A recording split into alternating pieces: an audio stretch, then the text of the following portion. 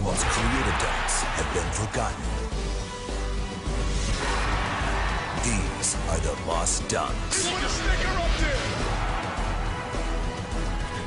Well, the crowd lets you know what they think of it.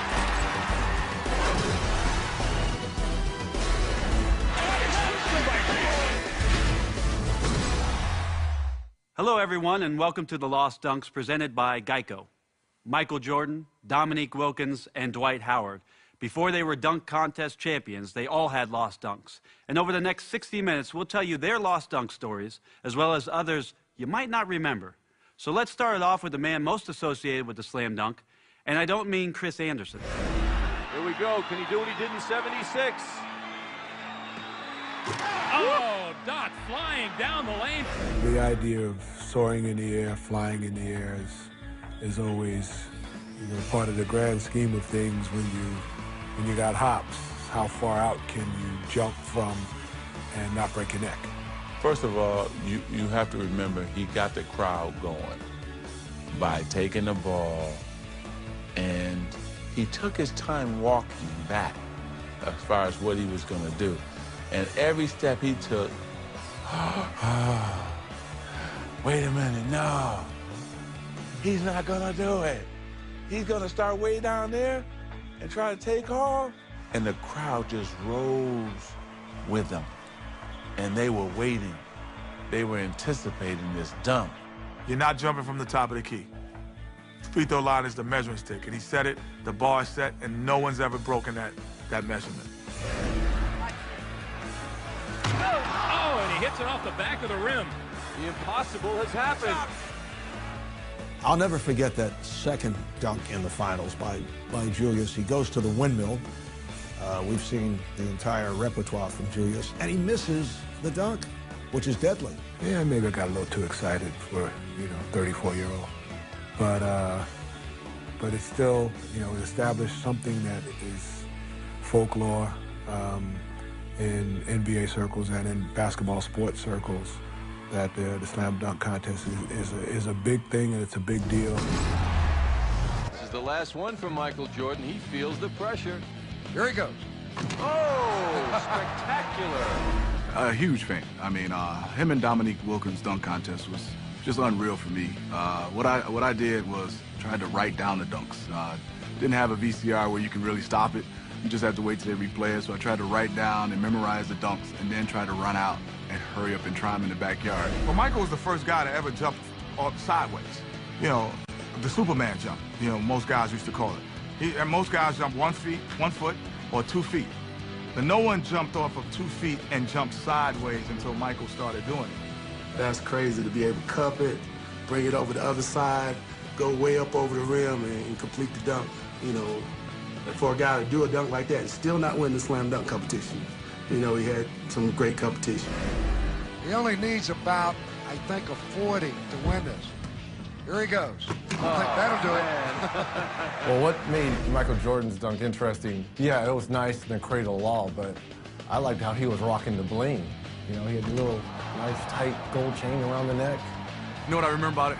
Me trying to find some mom's jewelry, trying to put it on, trying to go outside, trying to get a whole bunch of crepes, and almost breaking my neck, and trying to cuff it. Well, Dominique only needs to come up with a great dunk here. If he gets a 48, he can't lose. I guarantee you he will not get 50 on this dunk. Guaranteed. Well, I think the two-handed windmill to the naked eye looks safe because you have two hands on the basketball. But the thing that most people don't understand is the force that you're jumping one way and you're creating another force going the other way with the basketball, how difficult that is. You got two of the best dunkers in the league going head-to-head, and, man, the tension was high in there, and it came down to the last dunk, who was going to win it.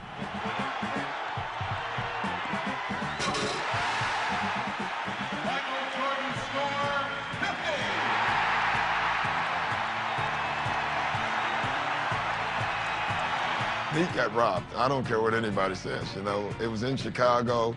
It was the one All-Star game I played on, and I was sitting right there. And there's no way Dominique did not win that dunk contest. Oh, it's a huge disadvantage. you know, Chicago is Jordan's town, you know. So, yeah, you got a disadvantage going in because, you know, he's like God in that city. So, but that's what makes it fun. Dominique versus Michael Jordan would never, ever be top because they were going dunk for dunk. Whatever it was, one was topping the other one. Kemp has moved up 95 feet away. The double clutch with a one hand, leaving from just inside the free throw line. Shawn Kemp, well, power, funk. And the thing about it, he was a foot inside. And if he would have started off from the free throw line, he still would have made it. Not only is he 6'10", but the way he contorted his legs and jumping almost from the free throw line. We've never seen a guy 6'10" be able to be that limber and make a dunk that tough in a while. What Kemp did was he made it like a hurdler, and he brought it back at the same time. So when it came back in the right hand, it mimicked his right leg going backwards. And, I mean, that's just an incredible dunk. That was my guy. He's supposed to win that. They just gave it to D. Brown because he did that crap. Man, you was supposed to win, Shawn. You was supposed to win. You know I was right there going crazy for you. They burnt you. It means a lot to me. Even years later now, you look back at the dunk and you say, hey, yeah, the dunk was probably what I'll be known for. Well, I tried to improve on all skills in my game, the all-around part, but the dunk will definitely go down as what I was known for. There's no way. Are you serious? Are you kidding me? And he's going to get it. Okay. Oh, no way. Oh, my goodness. He did that easy. First of all, let's start with it was a bad pass. So you had a bad pass by your point guard, and the rim is 11 feet. No, let me say that again. The rim is 11 feet. I would have been more impressed if he put up to 13, 14 feet. You know, again, like if he would have had some style and some flair with it, like if he would have windmilled it, then I would have been like, greatest dunker ever. Dwight Howard is the most athletic 7-foot guy in the history of the NBA. We've never had a guy who could jump like him. And to be able to jump 11 feet easily, too. You see, if you watch that, he's not even straining. You know, it'd be curious to me if he could dunk on a 12-foot basket. When I was in LA, they had a goal that was 12.5, and I dunked it. That was in my younger days. I was like 21. Seriously, if he can jump over Superman, he should win it. No, I told him, I said, just make sure you push off the back of my neck so you can actually get over me.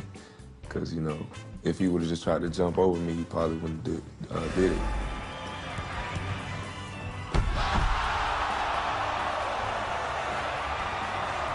Dwight knows how to work a room, and and he's a good guy. You know, it's not like in the midst of a contest he's going to shelter himself in the corner and I don't want to see the other guys dunk. I'm just going to come out and do it.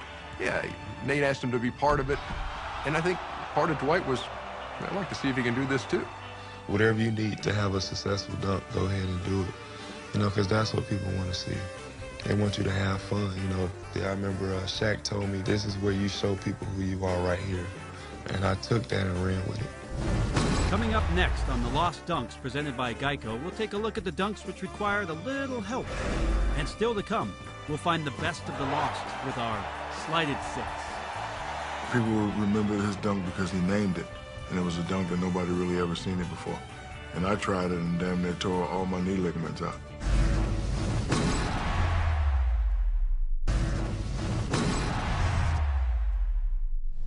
Now, I'd rather have time to sit around and think about it. I don't know what David Wesley's doing with a camcorder. This is great. Eddie made a great pass.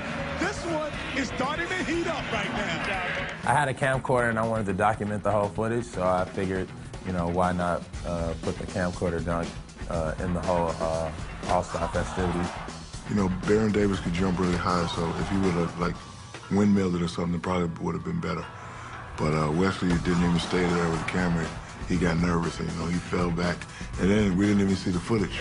Well, it was a good dunk if it would have been one of our TNT cameras that David Wesley was holding as Baron Davis was jumping over him. They should have had that rigged up so that you could see it as he went over him. If he had done that, then BD would have gotten a higher score right there. The dunk was phenomenal. I think that he gets more points for that because he cocked it back like this and dunked it. And then, you know, the creativity to have Wesley out there with the camcorder. Good idea. I eventually lost the camcorder like an hour after the dunk contest. So who knows where that thing is. Oh, he's gonna do this. Oh, he's gonna jump over. He's gonna jump over C-Webb. Oh, I'll believe that when I see it. He's gonna jump over C-Webb.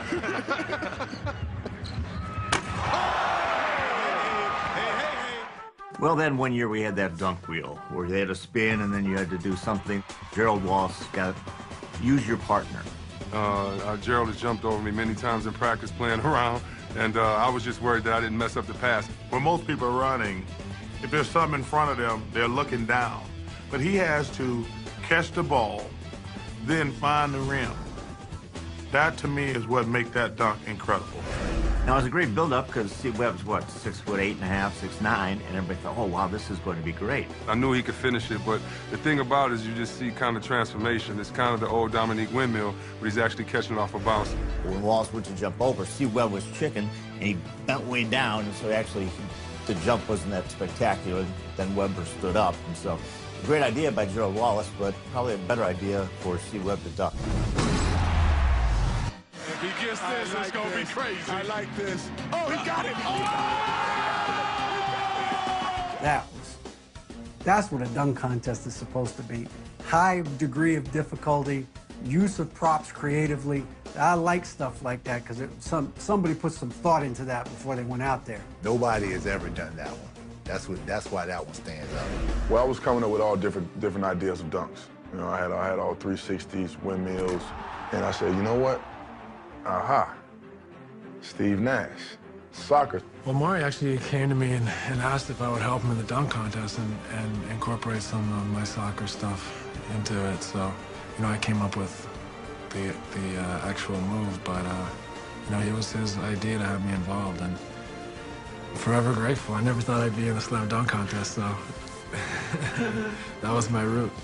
Well, I thought Nash was supposed to be the one to throw it, so he throws it off the glass, and Nash headbutts it back. I'm out of my seat right there. They didn't even have to make the dunk. I will question and ask anyone if anyone could ever throw the ball, bounce it off your head, and for Amari to finish.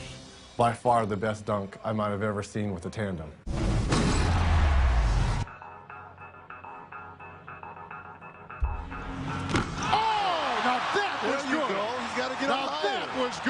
He caught it off the back of the backboard and had to time it perfectly right and had the ability to catch it with one hand and don't hit your head on the back of the board. I mean, you had to, all that stuff had to factor in.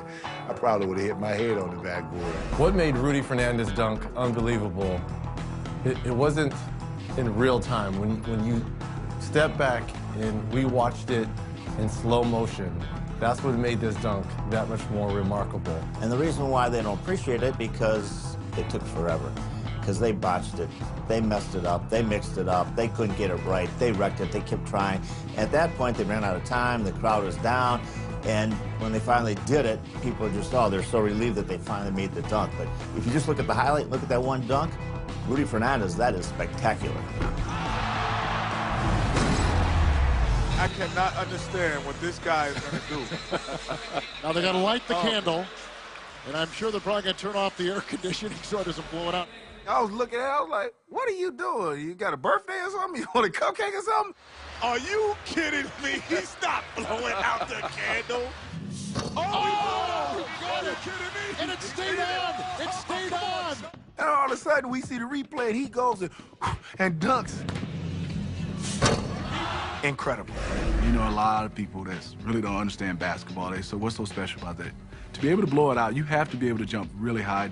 I like the cupcake dunk because you had to really have your head by the rim to blow that cupcake out. And, you know, you can say, well, you know, it was just wind. Well, to get up there and blow it out and hang and dunk it, I thought that was a genius dunk. You really didn't appreciate it until you saw the replay. And then when you saw the replay, it wasn't the execution, but it was the exhalation that made it sort of unbelievably impressive. You know, being the food aficionado that I am, I wouldn't have blew the camel out on the cupcake. I would have ate the cupcake. When he did it, I was like, man, he should have just bit the cake. Instead of blowing it, he should have bit it. And he probably would have won. Coming up next on The Lost Dunks, presented by Geico, we bring you the dunks that were simply overshadowed by a higher power. And still to come, we'll find the best of the lost with our Slighted Six.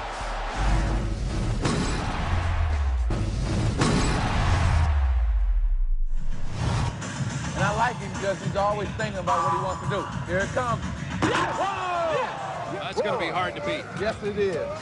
You know what made Larry Johnson's dunk impressive? Is just his swag. Larry Johnson, that was nice. What he did was a 360 Dominique style, rock the cradle and throw it down. See, a lot of people didn't know that he had a bad back. So for him to pull that off, that was very, very, very, very impressive. Well, what makes Grandmama's dunk impressive is for his size. You know, he was listed at 6'8", 6'9", but we all knew that Larry Johnson was only really 6'3", 6'4".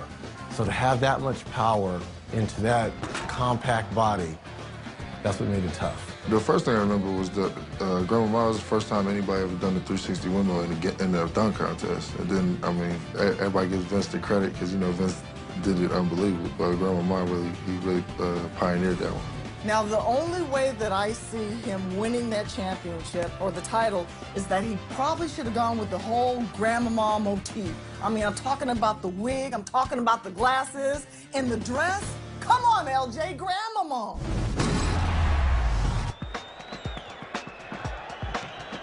Goes for the second try. Over the chair. Oh, You had the little guy, Spud. You know, I was a new kid on the block. Neek was already have a dunk contest championship under his belt anyway.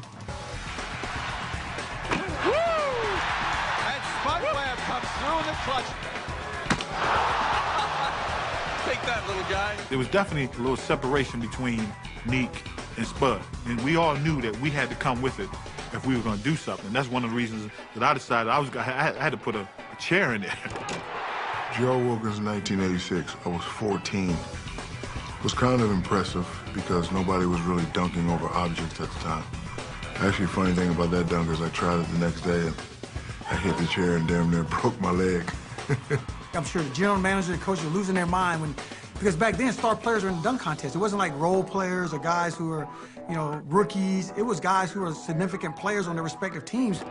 Gerald Wilkins, you know, actually had a good performance in the dunk contest. You know, he doesn't get a lot of publicity for it, but he actually was pretty good because his brother was so much better. So, you know, he was the wrong guy in the wrong family. So if he was Gerald Johnson, we'd probably be talking about him as a better player. But being named Wilkins hurt him a lot.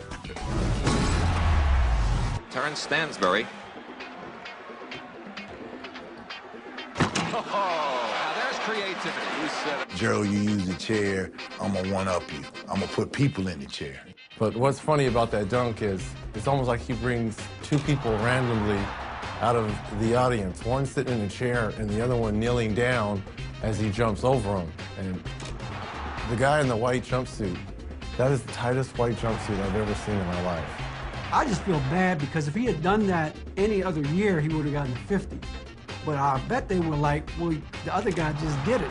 You know, he got it from me. He obviously he wanted to score 50, so he said if I put 2 in the chair, I should get more. As I watched him, I knew I could outdo him. So I decided to bring my brother in to sit in the chair and a friend to go in front, which meant I would have to jump higher and go further. Well, he turned the chair sideways. It wasn't the back of the chair, he wasn't facing him. The possibility of kicking someone in the head and going further, I guess they didn't think about that. For some reason, I'm not sure. Because I did it first, it lent more to, you know, this was tough, acrobatic. We're going to give him the 50. Terrence, they gave him the 48. But this is a good dunk, though, if he does make it to warm up with. Yeah. Great dunk. That's a good dunk. Look at that, and almost all 10s on the side. That was one of those signature dunks that I was doing back in high school. And I figured it was one of those unique dunks that a lot of folks can't do. Amari Stoudemire took a page out of Isaiah Ryder's East Bay Funk Dunk and tried to duplicate what Ryder did. Oh, between his legs, how about it? The problem with Amari is he's 6'10" and a 7-foot arm span, and he made it look easy. It's too easy, man. This is too easy. I think it's kind of easy for Amari. I mean, Amari's 6'10", he got unbelievable hops. I think he could have came something better. I'm more impressed with the dunk over Olowokandi. Bounces the ball to Amari Stoudemire, who flies in for an amazing wham, bam, slam. You usually don't see real tall guys put the ball between their legs. Well, I put Amari in the same category as Shawn Kemp. Because guys at 6'10", 6'11", almost 7 feet shouldn't be able to dunk this well. Amari showed that, big fellas just don't have to do big dunks, that, we can get some ballet up in the air, too. It was a great dunk by Amari Stoudemire, but not really very appreciated. If he makes this over, Kenny. That's it. That's It's hard. done. Yeah. It's done. That's hard to do there. 50 from the judges. That did it. Oh, my goodness. That's just stupid athleticism. That's just crazy right there. To catch the ball off the bounce, wrap it behind your back, and dunk it. I never seen that one before until he accomplished that. You talk about clockwise, counterclockwise. He did that dunk behind his back backwards. He's so talented he was able to finish that. And that's what made it incredible. I've seen that before, but never with the power that he's done before. Seen guys throw it off the back and catch it, but not be able to catch it and be looking above the rim like Andre Iguodala does. Andre Iguodala, he is Dr. J in another body, definitely. He's probably the best runner-up in recent history ever. That was the year when Nate had like 30 chances, and he kept throwing it up there and finally got it, and the crowd got behind him. I'll tell you what, this boy was an amazing shoot. Yeah. Andre, you were robbed. It was your dunk contest to win. But coming up next, we'll take a look at the moments we'd like to forget. I think he hurt his right knee. As the Lost Dunks, presented by Geico, continues.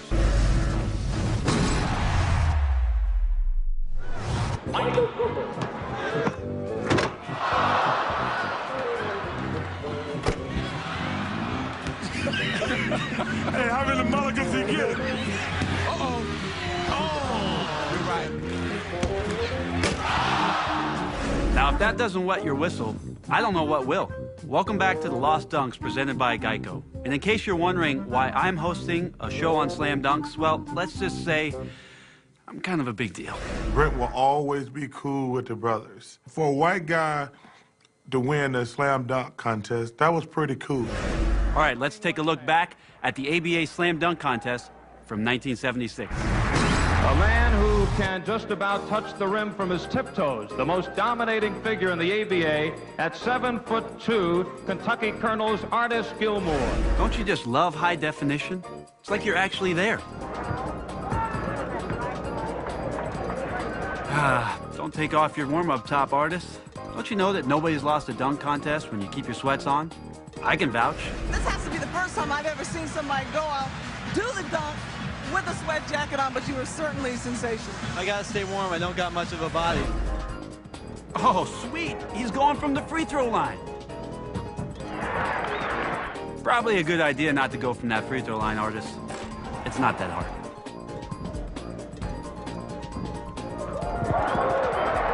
How do you cheer for that? I mean, he basically just threw it in. No way you get away with something like that in today's dunk contest. There is no way.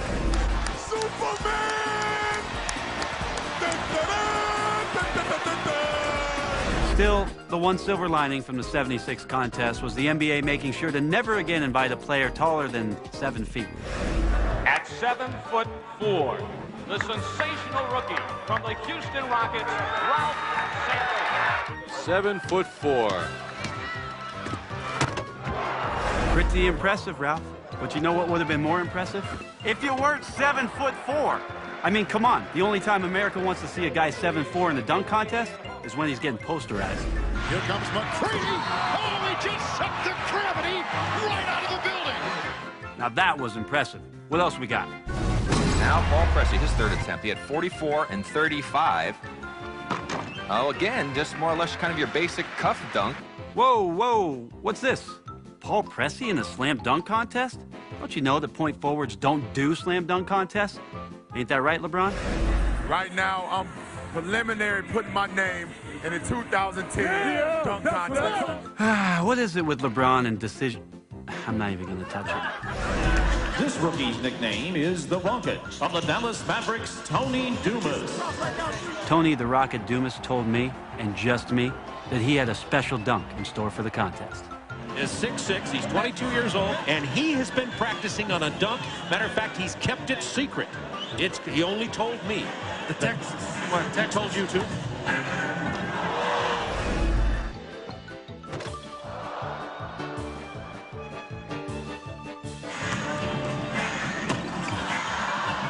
So young Tony Dumas is 0 for 3. I think he hurt his right knee. Okay, so we invited one guy that's never dunked in an NBA game. I can assure that won't happen again.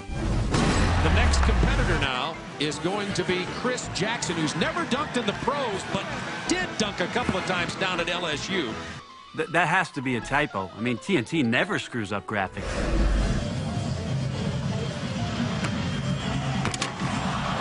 And the miss. Wake up, guys. This is the slam dunk contest. Isn't there one judge who's excited to be here?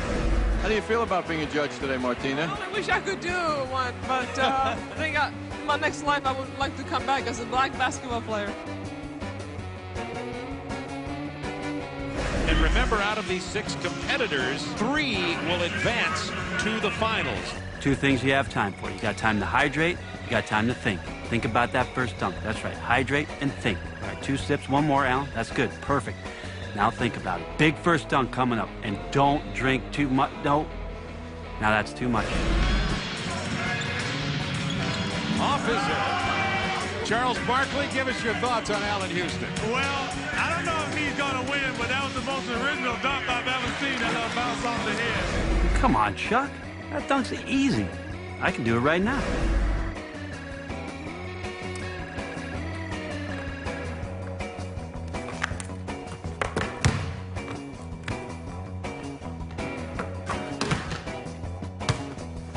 That was easy. What else we got?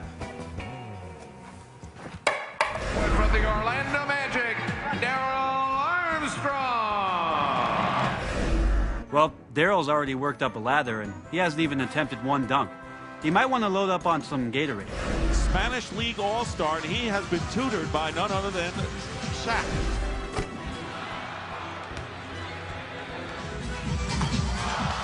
Ooh, that would have been good, Reggie. Here, the little guy's dream. Oh, but he's 2 more. Oh, he's not going to make it. They will certainly review that. Yes! It's good! This building just exploded. Oh, it's good. Darrell Armstrong at the buzzer. Darrell, you might have missed 2 dunks, but I love you, man. I love you, man. Coming up next, it's Forgotten Dunks by Forgotten Players. Remember Darvin Ham? No, you don't. Still to come, we'll find the best of the lost with our Slighted 6. He came up with it. You know, he just said, throw the ball on the backboard and I'll do the rest.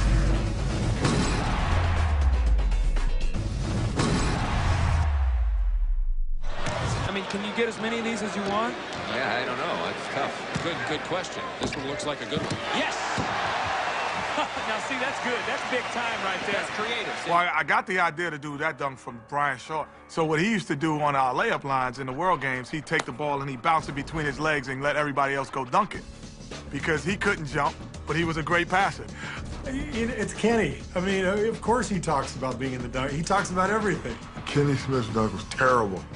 That was the worst dunk in dunk history ever. It was a gimmick. Gimmick dunk. It was one of those senior videotape in win a contest dunks. But the positive thing is that hair is one of the worst hairdos in NBA history. You know, actually, it was pretty good. I mean, to throw the basketball, the timing of the bounce. And he didn't look over his shoulder. And, you know, people don't understand. Kenny had a lot of ups. Plus the fact that it would hit it, turned around, dunked the ball. As you might appreciate this, he slapped backboard. Young guys don't slap backboard anymore. Kenny ended off with slapping the backboard. Dominique Wilkins over the underdog, the upstart, the upset-minded Kenny Smith from Sacramento. This is going to be his build-up dunk right here, Red. Remember, he just has 3. Oh! Now that was tough. Darvin Ham went ham on that play right there. Touched the backboard, reverse 360. Ooh, sick. And it was like he reversed himself and went the other way, and I'm not sure how he found the rim again. That's a tough angle. Anytime you do a 360, you got great athletic ability, obviously, but you also have to be able to hang in the air quite a bit of time. That dunk that Darvin Ham did is a great park dunk. Most backboards are either metal or they're wood. So when you slap it, it gives the effect and let everybody know what you did. See, Darvin Ham, if he did that in Rucker Park, oh, he would have got a 51. All right, Corey McGinney, a little flip. Oh, and he puts it down with help from teammate Quentin Richardson. I didn't know he had no skills like that. You know, he might have been in ballet or something, or gymnastics when you was young. But okay, man, you can get up like that, do it. Yeah, I think Mary Lou Retton was coaching him on that one. You know, he runs down, does the double axel twist, and then just goes up and dunks it. I mean, it's hard to jump twice in a row, let alone do a backflip and then dunk a basketball. The one thing that I told him afterward is that he should have done is once he came out of the flip, went straight into the dunk. That one step pause cost him a 50.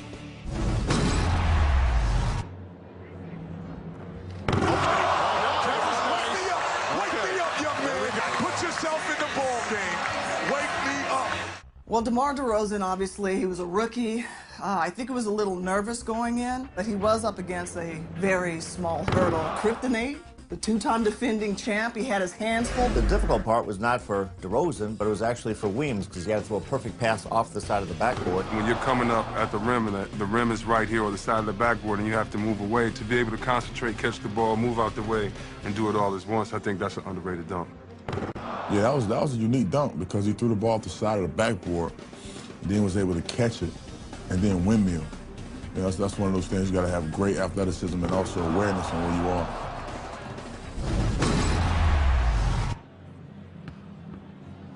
Oh, that was beautiful. Remarkable. That was a great dunk. Jamario Moon's one of those guys that we call pogo stick. He loves to jump, he goes for every rebound, and what hops. That was probably one of the toughest dunks I've seen. You know, you got to throw the ball out, and then you got to turn around, and then you got to go find it with your hand and then dunk it. I think that's that's extremely tough dunk. I thought it was a great dunk, but apparently my son was a little, tired, so he thought the dunk was only okay. See, if you go to a store, right, and you know you want to go buy a suit, if you got a good salesman, you're going to buy that suit. But if you don't have a good salesman, you're going to just say that's a nice suit. He didn't sell a dunk, because that was a nice suit.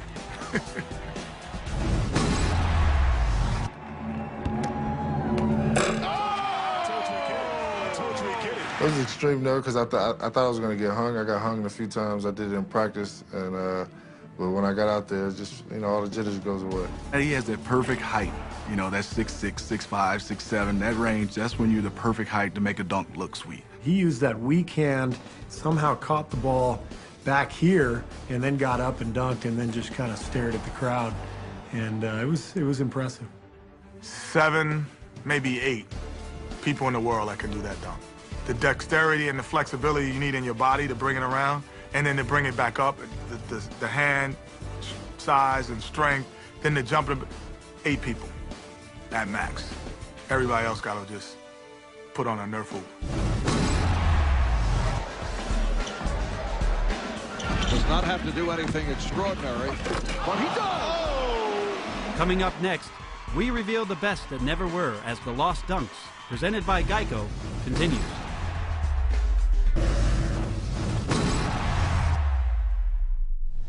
Welcome back to the Lost Dunks, presented by Geico. Well, we've saved the best for last. It's time to reveal the dunks which never quite made it to the top. Here are the Slided 6. Now, Terrence Stansbury. First round, his first attempt, he had 34. Whoa! That's the Statue of Liberty. Statue of Liberty, 360. I owe my due to Charles Barkley. He couldn't be in the dunk contest in '85, which gave me an opportunity to be there. And I want to give a shout out to Charles for letting me have an opportunity to show what I could do in the NBA dunk contest, no question. Terrence is one of my favorite people because I got to know him when he was in college. And he was a very good NBA player. And he's a guy who was, I think why people remember him so much, I don't think he ever dunked in an NBA game. The Statue of Liberty dunk when he turns and does a 360 and the ball doesn't move, but only his body turns, I think was one of the greatest dunks, top 10 dunks of all time. So shout out to Terrence Stansbury. And there it is in slow motion, the 360 Statue of Liberty. I know I was a guy back in the day where, before I even did the Statue of Liberty 360, I kind of showed people what it would look like by walking and going through the motion. And I remember even looking at videos where some people were shaking their head. What is he doing? I think people remember his dunk because he named it. And it was a dunk that nobody really ever seen it before. And I tried it and damn near tore all my knee ligaments out. Statue of Liberty. I like it so far. Francis. Oh, You know, when you see it in fast motion, you realize don't get, you know, the full effect of what he did. And when you see it in slow motion, the way he cocked it back and almost touched his feet was pretty impressive, especially for a guy his height. For myself, you know, I was just going off a whim. You know, whatever came to my mind, I didn't come in with a plan or anything. I was just going out there, you know, listening to some of the other guys and just going out there just trying the dunks as you go. T. Francis probably would have won the dunk contest 8 out of 10 years. But he just got caught up in the matrix because it was Vince Carter. And here is Vince Carter with his first shot. Let's go home. Let's go home, ladies and gentlemen. Let's go home. Incredible. Unbelievable. I think he was probably the best dunker to ever dunk in a dunk contest. Oh, it was just ridiculous. I mean, he's one of the greatest dunkers, if not the greatest dunker of all time. You know, some of the dunks that he was doing was pretty unbelievable. Not only Vince Carter's performance stopped Steve Francis from winning, but it prevented Tracy McGrady from winning as well, too. Does not have to do anything extraordinary, but he does. That was pretty much my best dunk. That's you know, the best trick I had in the bag, but it was pretty impressive. I got a lot of great views on that one. Instead of just doing the 360, he took the 360 and he put it between his legs and then he came back and dunked it. He did something extra that will always be forgotten because of the great performance that Vince Carter put on.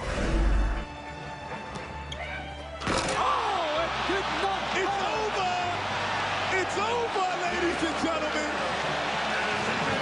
Going to my third one, once I got to between the legs, which I made up on the bench right before it was my turn, that's when I was like, it was over, and I was feeling good about myself. Man. I was right on the floor. I had a ball head. I think I had a gray jogger suit on right next to my man, KG. And I remember saying to him, I've never seen anything this ill in my lifetime. And he replied kind of in the same way.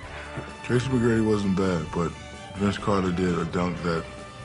Vince Carter did a video game dunk. So nobody is really going to remember the other dunks. In the sophomore rookie game, he leads this competition. That is freaky like this. That is freaky. Too many people can't really do that. I think he is right-handed, and he did that with the left hand. You know, you've seen guys come from the baseline and do it.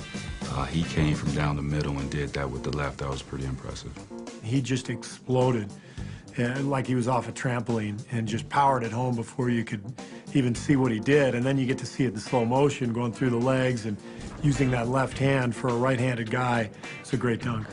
You know, I said, well, if I'm going to do anything to kind of start it off on the right foot, I want to go ahead and make a statement early. And so, you know, that's what I pulled out, and I think the other stuff would kind of hold me in a good position. He was very creative with his dunks. I remember thinking, yeah, I think he's going to win this one because he's done very well. But then Jay Rich pulled it out. I mean, he came up with one at the end. That was something special.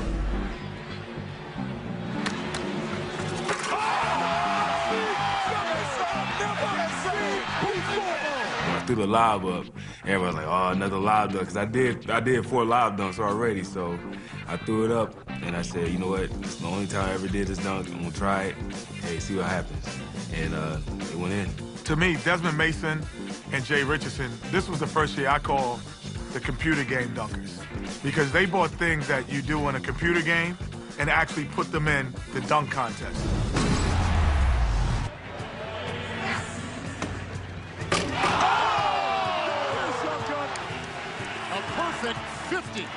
I think Iguodala's dunk was the most underrated dunk I've ever seen in the contest's history. I mean, to come from where he did and to catch the ball literally behind the backboard and then reverse dunk it and then keep running all the way down the court, it was incredible. I was there that night, and I was just amazed at what I had seen.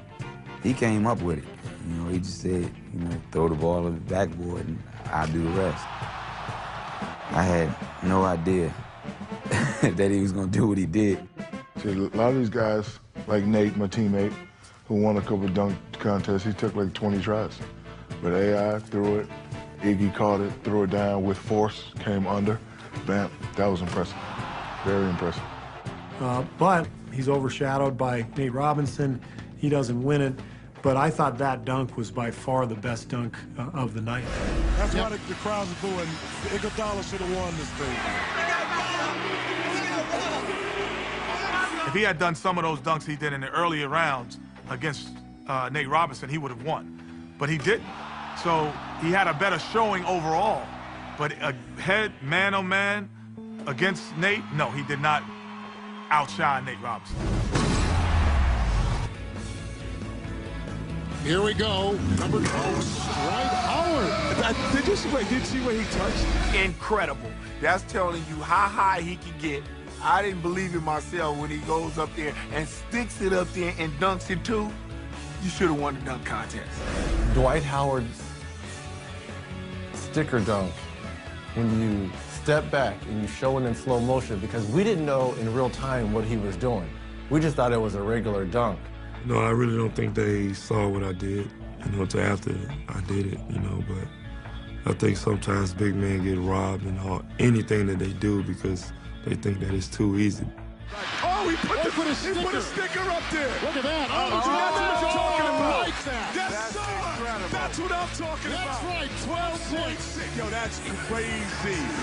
The sticker dunk in 07 was probably the most underrated dunk ever when it first was done. I think the judges really didn't understand what was going on and then realized how high this guy got.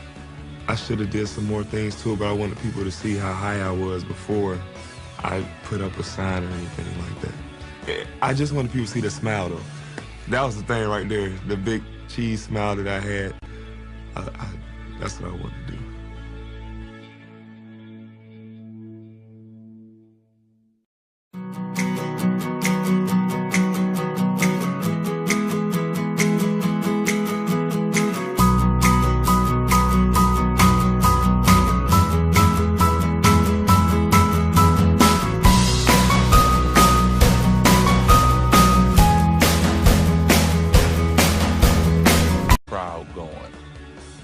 Taking the ball, and he took his time walking back as far as what he was going to do. And every step he took, wait a minute, no, he's not going to do it. He's going to start way down there and try to take off. And the crowd just rose with him. And they were waiting. They were anticipating this dunk. You're not jumping from the top of the key. Free throw line is the measuring stick, and he set it, the bar is set, and no one's ever broken that measurement. Oh, and he hits it off the back of the rim. The impossible has happened.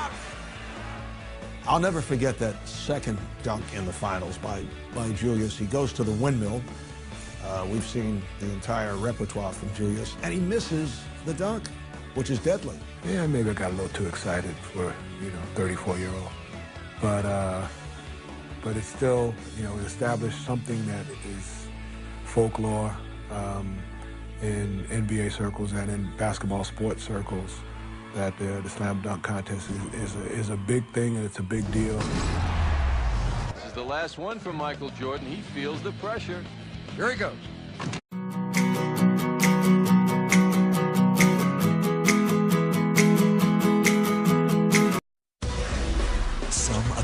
Slams did not win the dunk contest. And some of the most creative dunks have been forgotten. These are the lost dunks. Put a sticker up there. Well, the crowd lets you know what they think of it.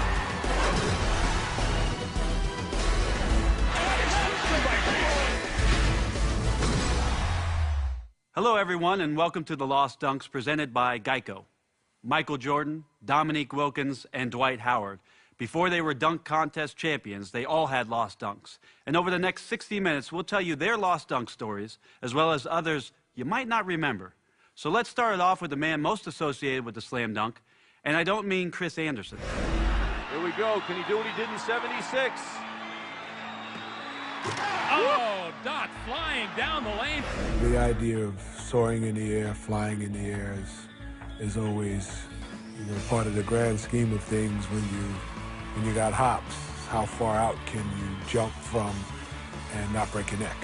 First of all, you have to remember he got the... Oh, spectacular. A huge fan. I mean, him and Dominique Wilkins' dunk contest was just unreal for me. What I did was tried to write down the dunks. Didn't have a VCR where you can really stop it. You just have to wait till they replay it. So I tried to write down and memorize the dunks and then try to run out and hurry up and try them in the backyard. Well, Michael was the first guy to ever jump sideways.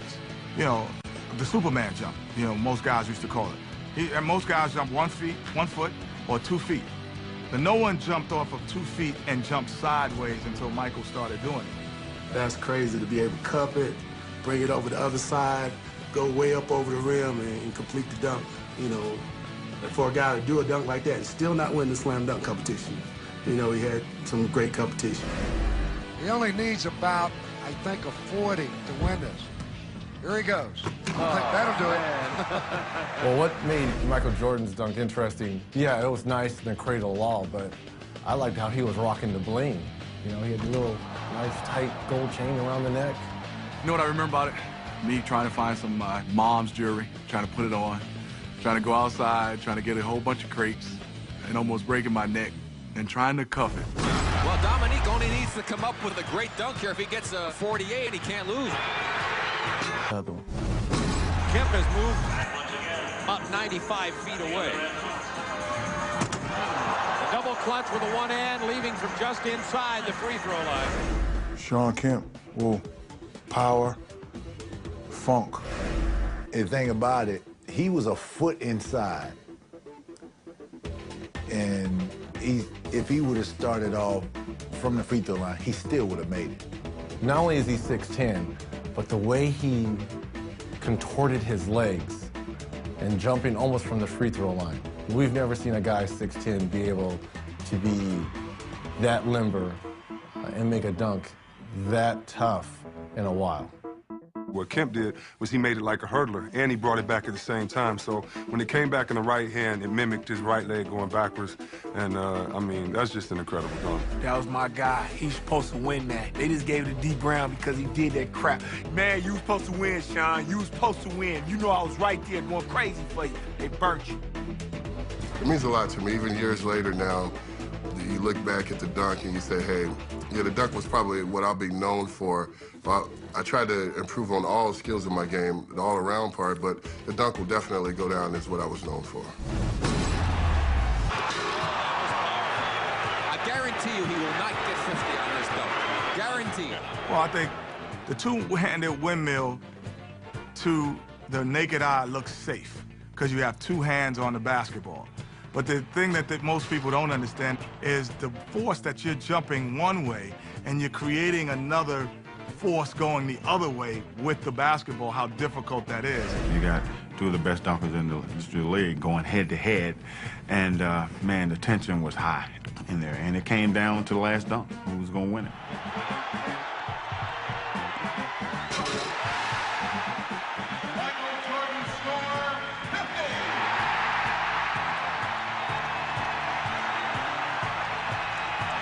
He got robbed. I don't care what anybody says, It was in Chicago. It was the one All-Star game I played on, and I was sitting right there, and there's no way Dominique did not win that dunk contest. Oh, it's a huge disadvantage. Chicago is Jordan's town, So, yeah, you got a disadvantage going in because, he's like God in that city. So, but that's what makes it fun. Dominique versus Michael Jordan would never, ever be top because they were going dunk for dunk. Whatever it was, one was topping the other.